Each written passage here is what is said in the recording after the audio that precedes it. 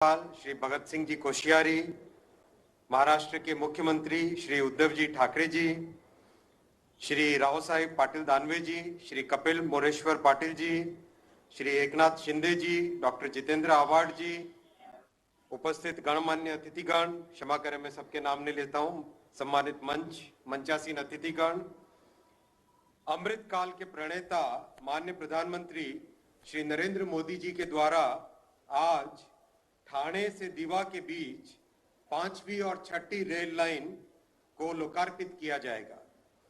प्रधानमंत्री जी, आपके कर कमलों से इस रेलवे लाइन के चालू होने से इस सेक्शन पर रोजाना 1 लाख से अधिक यात्रियों को सुविधा मिलेगी, यानी वर्ष में देखें तो 3.5 करोड़ यात्रियों को एक बहुत अच्छी सुविधा मिलेगी।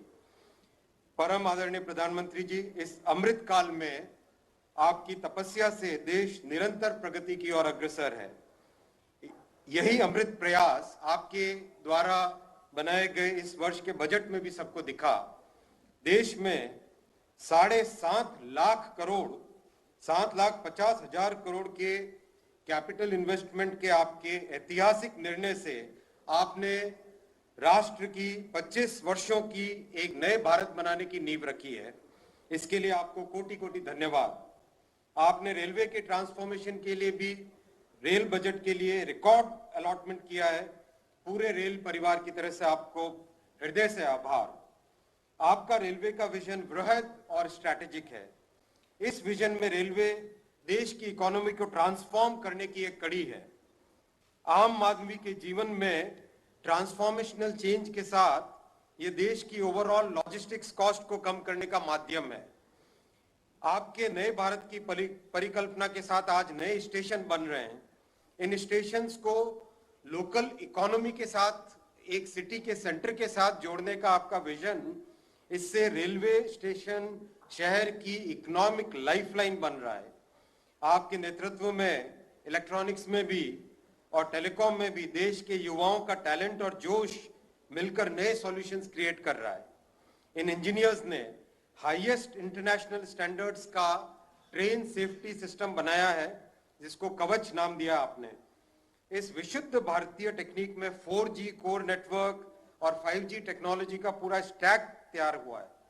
आत्मनिर्भरता के आपके संकल्प से सेमीकंडक्टर के लिए 76,000 करोड़ का आपका मैन्युफैक्चरिंग इकोसिस्टम भी आज एक सफल कदम की तरफ बढ़ रहा है। इससे, इन सब प्रयासों से आने वाले वर्षों में इलेक्ट्रॉनिक्स मैन्युफैक्चरिंग में 4 गुना बढ़ोतरी होकर $300 बिलियन का इंडस्ट्री बनेगी, जो आज $75 बिलियन है। तो रेल हो या इलेक्ट्रॉनिक्स हो, रोड हो, हाईवे हो, इंफ्रास्ट्रक्चर के हर क्षेत्र में आपके प्रयासों से देश एक अलग गति ले रहा है।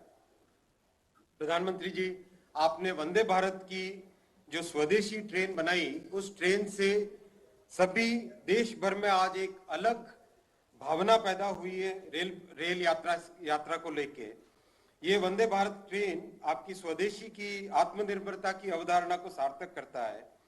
दुनिया भर में इस ट्रेन की चर्चा हो रही है आज, और हमें विश्वास है आपके मार्गदर्शन में कुछ ही वर्षों में इस ट्रेन को विश्व भर में एक्सपोर्ट करने की परिस्थिति में भी हम पहुंचेंगे।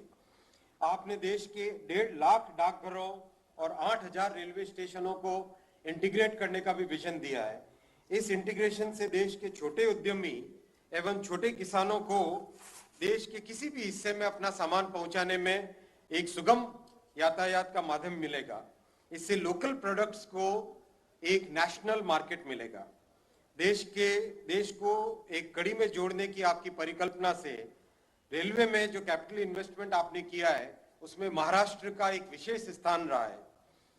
2009 से 14 के बीच में, जहां प्रतिवर्ष मात्र 1,114 करोड़ रुपए एवरेज महाराष्ट्र को मिलता था, आपने आकर 2014 से 19 में 4 गुना बढ़ाकर 4,101 करोड़ रुपए किया इसको आवंटन को।